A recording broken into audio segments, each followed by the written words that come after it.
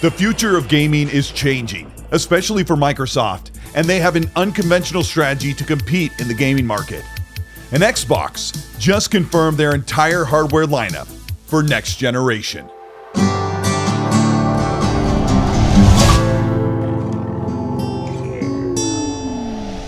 This is Colteastwood. Welcome to the channel. Today we're going to talk about Xbox's hardware roadmap. They have multiple devices coming and a bunch of information that has leaked from insiders. If you end up enjoying this video, let me know by liking and subscribing to the channel. Hit the bell to be notified of new content. And let's talk about Xbox's next generation. Head of Xbox Gaming, Sarah Bond, recently confirmed the next generation Xbox console in an interview. The next gen console is going to be a very premium, very high-end curated experience. You're starting to see some of the thinking that we have in this handheld, but I don't want to give it all away. The next Xbox has been reported by insiders for nearly a year that it will be a console PC hybrid. And this statement means it'll be very powerful, future-proof, but very expensive. But that is not all Xbox has planned for hardware next generation. Microsoft and AMD partnered to build a family of chipsets that will be custom designed to bring Xbox to millions with no restriction, flexible and an open platform with the simplicity of a console and availability of a PC. The next generation console hardware lineup will be made up of three main devices that will lead the Xbox platform across millions of players with access to more games than any other device currently available. The AMD chipset that is being designed with the Xbox hardware team is a neural processing chiplet that is unique and designed for a larger power draw, higher performance, and built-in AI upscaling and frame rate. There are even leaks with specific hardware specifications that illustrate what this chip design will be, like an expensive PC powerhouse. The chip design from AMD is set to power a PC console hybrid. This is a first-party Xbox console, a form factor that, according to official statements from Xbox, will fit nicely in the living room or gaming space, but will also give you full access to Windows 11. Before we get into the gaming segment of this console, it has been reported that this next Xbox will be able to natively install apps currently available on Windows, being for the first time ever a home PC and a gaming device. Reportedly, the new Xbox will ship with the Xbox Full Screen Experience, which is the evolution of the Xbox PC app and Xbox Dashboard. This will give you access to your entire Xbox library currently available on Xbox Series consoles, which includes well over 600 backward-compatible games from the original Xbox and Xbox 360, and all of your Xbox One and Xbox Series library. This is possible thanks to the Xbox hardware team building the bespoke architecture into the chip to bring full compatibility of your current library. Steam and other PC storefronts will not be pre-installed on this new console, but can be added easily and logged in to showcase all of your PC games within the Xbox dashboard. All of your games on Xbox and PC will be available with the flick of a controller and launch seamlessly, giving you a console-like experience with the power and flexibility of PC, and most importantly, the expansive game library that exists outside of console. This custom AMD chip design is also planned for a lower spec version. When chips are processed, the yield rates of cores are binned to make multiple tiers of chips with the highest performance to minimum performance. Xbox's hardware team is planned to bin the lower yield chips.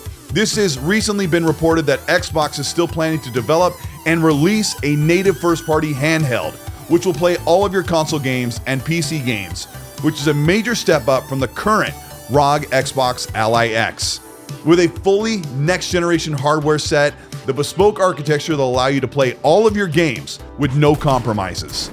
Expect the Xbox native handheld to look very much what it currently looks like and have a much higher draw from fans looking to play all their games on the go and a ton of more performance. The third piece of hardware that Xbox is planning is the OEM PC console form factor. Put simply, this means this is Xbox's way of having other manufacturers create their own form factor PCs that fit in the living room and connect your PC to a large screen TV. But this will use Xbox's AMD chip. This means they can offer PC fans access to everything PC offers with a bonus of over 6,000 Xbox games. There are the talks of Asus, Razer, Lenovo, and other laptop and desktop manufacturers working on a Steam box-like reemergence of a console-like PC that can fit in your living room. Just this past year, this smaller form factor gaming PC has started to gain traction as PC fans have wanted to move their gaming library over to their living room. This will likely come after the release of the Xbox first-party PC console, as Microsoft will not want to approve the use of their next-generation chip from AMD until they have launched their own console and entered into this new market. So, Xbox plans to put out 3 hardware devices next generation. But how much will these devices cost, and when will they be available? The next generation Xbox is reported to release at the end of 2027, which means that Xbox might tease their new plans and project sometime in 2026. As Sarah Bond explains, with this being a very curated and premium device, experts are expecting it to be around $1,000, some saying it could be as high as $1,500. But looking at the current Xbox ROG Ally X with a large lithium battery and IPS screen at $1,000 US, it's more likely that the next generation console will sit right there at $1,000. Jens Corden of Windows Central received confirmation from Microsoft that the next Xbox will be no longer behind a multiplayer paywall. This is really good news, but comes with a major caveat. Currently, it is $10 per month to have access to online multiplayer on console through Game Pass in the Essentials tier. This is the lowest required tier on console and comes with 25 some games, but still has that multiplayer paywall. So starting next generation, Xbox will eliminate the multiplayer paywall by not requiring 2 of the 3 Game Pass tiers or subscriptions to play online. Unfortunately, the around $5 per month to play online will still be included if you're paying for Game Pass Ultimate. This is probably the only downside of the reported strategy for next generation. Knowing these price points, how much will the Xbox's native handheld be? Currently, they're using the Zen 2 chip in the ROG Ally Xbox, and the next generation native handheld will be in the Zen 6 family. It's very likely that the native Xbox handheld will be priced to start at around $1,200. But will Xbox have this handheld ready to launch alongside their console, or will they stagger the release to give more time to bring the next generation to customers? I wouldn't expect to see the native Xbox handheld until 1 to 2 years after this generation starts in 2027. The OEM consoles from other manufacturers are likely staggered to be 1 year after Xbox releases their own first-party console. The problem with companies like Asus or Lenovo making their own devices is they cannot subsidize by selling software or games. Asus themselves tried to strike a deal with Microsoft to subsidize the Xbox ROG Ally X and failed. This likely drove up the price of the device to $1,000. Expect OEM consoles from other manufacturers using roughly the same specs, these Steambox-like form factors in your living room, to cost as much as $1,000 to $1,400 for a third-party console hybrid. But this high price may be worth it for someone looking to bring all of their games onto the big screen TV. Xbox has been rumored to be out of the hardware business for years.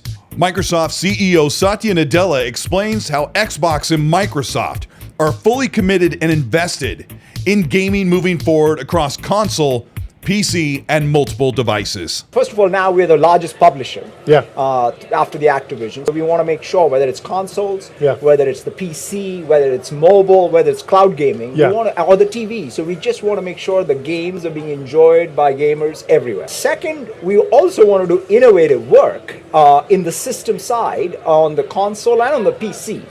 And bring, it's kind of funny that, people think about the console, PC as 2 different things. We built the console because we wanted to build a better PC, which could then perform for gaming. Console has an experience that is unparalleled. It delivers performance that's unparalleled. That pushes, I think, the system forward. So I'm very looking forward to the next console, the next PC gaming, but most importantly, the game business model. Their mistakes along the way have made their console generations difficult to follow. Xbox looks to be committed to provide a device to play Xbox games at some 100 million, which are still attached to 2 console generations coming forward into next gen. A new hybrid PC console, native handheld, and third-party PCs to choose from. This makes the next generation look very interesting, with more choices and super powerful, while also being very expensive. This is Colteastwood. Thank you so much for checking out this video. I'm really excited about what Xbox is doing, and I know a lot of people are wondering, do I really want to go to something that's more PC-like? And for those people who are wondering about tinkering with settings or getting driver updates and all of those things to get your games running, know that if you can calibrate HDR on a game, you can definitely change a couple of settings to get the performance you want across a PC or a console PC hybrid. Also, everything I do on PC, I do with a wireless controller on the couch or chilling at my desk. And I have a console-like experience with so much more flexibility and access to so many more games. With everything that Xbox is doing, allowing other people to push the Xbox name forward with their own devices, it could be really exciting to sit back and wait and see which device you want to play on, whether it be their native handheld, which apparently is still on the menu, or an OEM device from someone else that might be even more powerful and more capable, but probably a lot more money. If you ended up enjoying this video, let me know by liking and subscribing to the channel. Hit the bell to be notified of new weekly content. If you want to further support what we're doing here on the channel, you can do that by hitting the join button below that gets you access for videos and monthly merch giveaways and so much more. Also, check out the Patreon if you want to support the channel, get into the X&C chat, and also get into the Superclass if you want to learn how to do production and so much more. Check out the X&C podcast. That's a show that runs every Monday night, 5 p.m. Pacific, 8 p.m. Eastern. That's a long-form video podcast where we'll talk about all of the news and leaks and rumors and break down everything going on across the games industry. Let me know what you think about this console set of hardware. Are you going to get the Xbox first-party device? You're going to wait for the OEM or go with a handheld, or maybe all three? Let me know in the comment section. As you do that, as I always say, please be nice.